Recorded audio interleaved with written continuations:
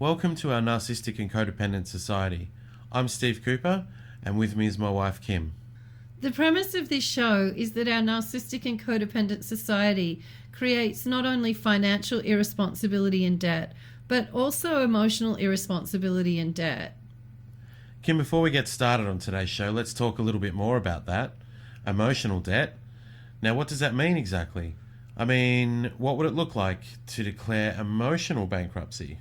Well, I think emotional bankruptcy would be another way of describing mental illness or a nervous breakdown or even such tragic things as suicide. And I guess divorce would be something that you could describe as emotional bankruptcy, where both parties have reached a point where there's nothing left to give, where, there's nothing left.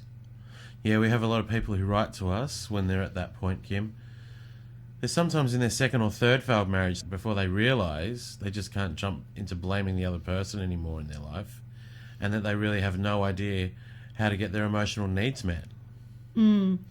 Yeah, I think that kind of bankruptcy, if you want to call it that, often does happen when a second or particularly third marriage starts to fail, and people really start to feel desperate that they don't know how to get their needs met. And I think this is really probably shows to me fairly clearly the fact that these are roles we play is the fact that I've noticed a lot of people will tend to, in their first marriage, play the narcissistic role, and then in their second marriage they may play the more codependent role. And when they realize that neither of those roles are working, I think that really can be a point where a lot of confusion and desperation do sort of start to set in. Yeah, I guess both parties are just trying to squeeze something more out of each other, but neither have anything else left to give. Well, if they're lucky, they find us at that point and they start to see that they need to leave their fantasies that they had about love and relationships behind and maybe learn to balance the give and take a little bit better. So today we're taking on a very big subject, Kim, and that's the subject of narcissism and religion. So how do you want to start this? Where do we get started? Well, not by analysing religion. That's, I don't think, our role or in our realm of expertise. But I think it is important that we do talk about how religious leaders can often show signs of narcissistic personality disorder.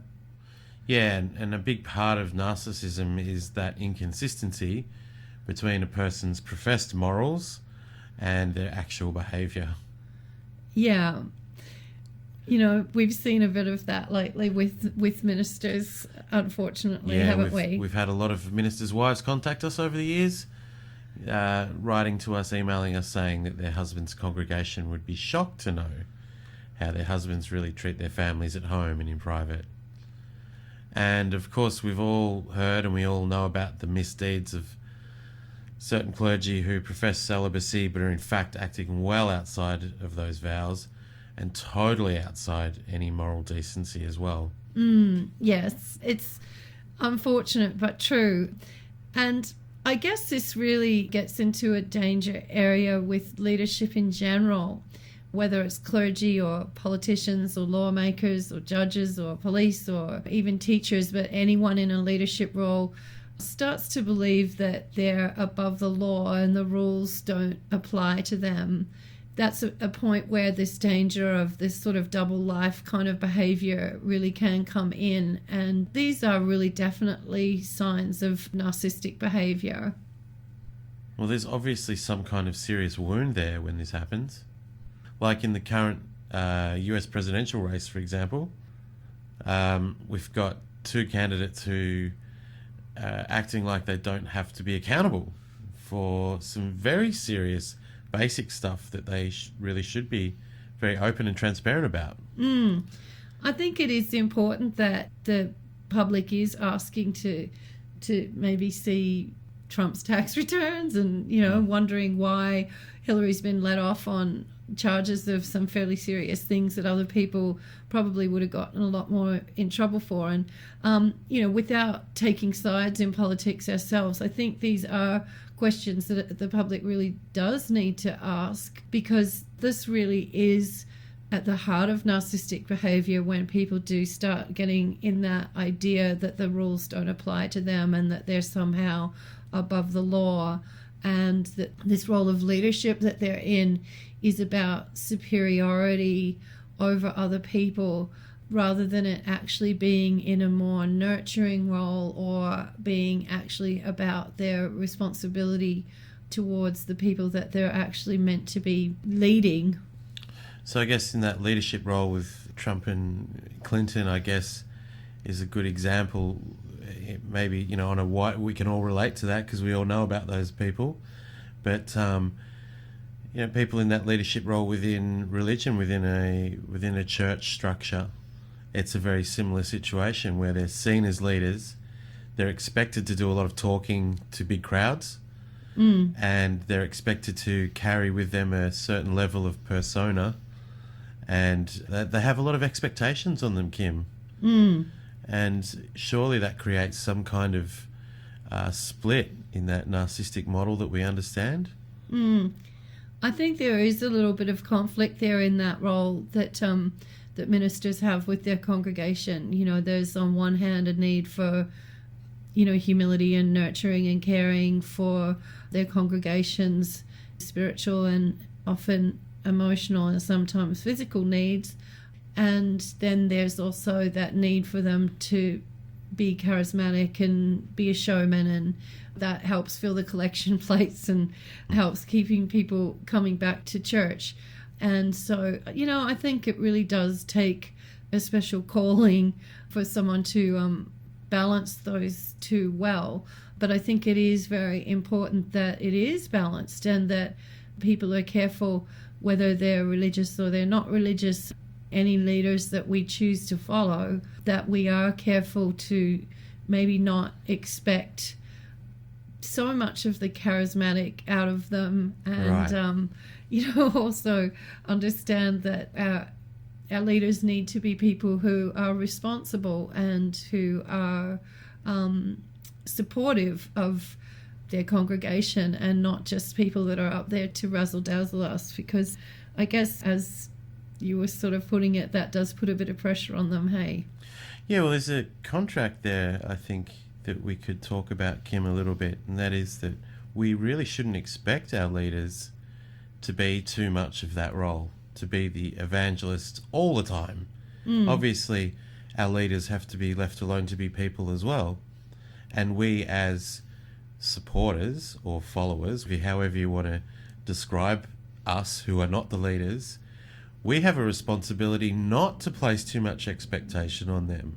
Don't you think? And I think maybe there's a carryover there with that pattern into our relationships with each other. We shouldn't be expecting one person to do all of that very draining type motivational, kind of, what's the other word for motivational? To be that kind of spark, that initiating spark of activity and fun and leadership and motivation and all of those things. We have to be able to see that whoever's in that role of leadership needs to be respected as well, not just expected to be somebody above us. We shouldn't expect them to be above us. Well, maybe we should be thinking about that when we vote people into those positions, or when we choose which congregation we're going to join. But I think the narcissistic type is actually quite happy to come and fill in and right. and take on that role. I don't think that, you know, it's really fair to blame their congregation for putting that pressure on them. But, you know, I think it's just taking it to another level, a little bit deeper, is that, you know, while we might see these ministers behaving badly, if you want to call it that they're just taking from the congregation, taking money, and they're taking whatever the attention, and they're taking the glory, and that this is sometimes on false pretenses because maybe these people are not as moral or as spiritual or as well balanced as they're pretending that they are. Really deeper than that is the fact that really the narcissistic personality is the one that loses in the end, even though it seems like they're getting everything and that they may have just sort of tricked or conned everybody. There really is a terrible sadness and a terrible, debt, again, back to this emotional debt idea that's accrued in playing that role. And many narcissistic individuals end up at the end of their career financially bankrupt and alone. And on a psychological level, what's going on with this is that this is really a disorder where people hide from themselves, where they create a false persona or a false character or a false identity that they sort of fall in love with, or they're enamored by, or that they project to the public because it works to get them a lot of attention. But they're hiding from the truth, and the truth is that there's really some lack in their interpersonal skills, and that really they don't know how to connect with people on a genuine level. And the narcissistic character that they create actually helps them hide from that fact and not actually do the work that they really should be working on to maybe just improve their personal skills and form healthier and better connections with people that are based a little bit more on genuine give and take. That sounds a little bit like the story of Narcissus from Greek mythology, Kim. It's almost word for word. Well, he fell in love with his reflection, didn't he? That was the curse. He fell in love with the beauty. But he was cursed because he wasn't able to form quality connections with the people around him in the story. They were upset with him. Yeah, and that his congregation or his neighborhood, his village, the people around him, didn't feel like he had a good understanding of what the give and take was. Yeah. He wanted to take everybody's adoration and affections, but wasn't very good at giving anything in return, and that was creating this terrible imbalance. That's right. And so that was why the curse was eventually placed upon him, because of that terrible behaviour that got him into a lot of trouble. And really, in the story, it was him who was cursed in the end. And I think it's important that we remember that, because often it's too easy to sort of see people who are behaving as con men or charlatans, whether they're in ministerial positions or whether they're politicians or people who are misusing their roles of power, to see that maybe they've somehow won some advantage because they've got the flash cars, or their wife's got fur coats and diamonds, or what have you. But really, in the end, it's they themselves that lose the most. And that's not how we build a positive and stable family and stable community, by allowing somebody to just perish with their own madness, is it? We do. We have to reach out and help each other. That's right.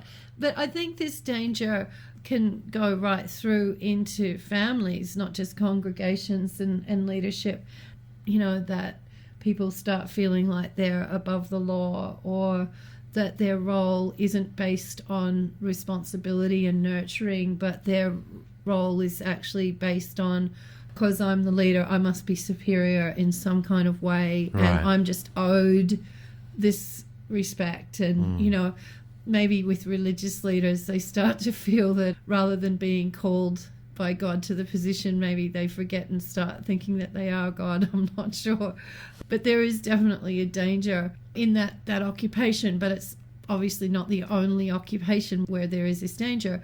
We often see it at home as well, with fathers who can think, just because I'm the man of the house, that I'm owed deference, or I should automatically be in a role of leadership because I'm the man, without actually really thinking about what the responsibilities are of being a husband and being a father. And that if they're not abiding by those responsibilities, well, they don't really have a right to be insisting that they be paid deference to, or that they can really remain in that role of leadership. Because really it's got to be about responsibility, not just about feeling that you're in charge because you're superior or you're better than the people around you. Yeah, to offer humility and understanding is a much better way to become powerful in your family. Well, that's a healthy form of leadership, you know. And if you start feeling that you're the leader because you're superior and you need to be paid deferential treatment, that is, in definition, narcissistic. Wow. So thanks, Kim. In our next show, we'll be discussing the issues of codependence and religion, and maybe take a different look at some of these same topics that we've raised in this show. And don't forget to sign up for our free introductory tutorial on the front page of our website, thencmarriage.com.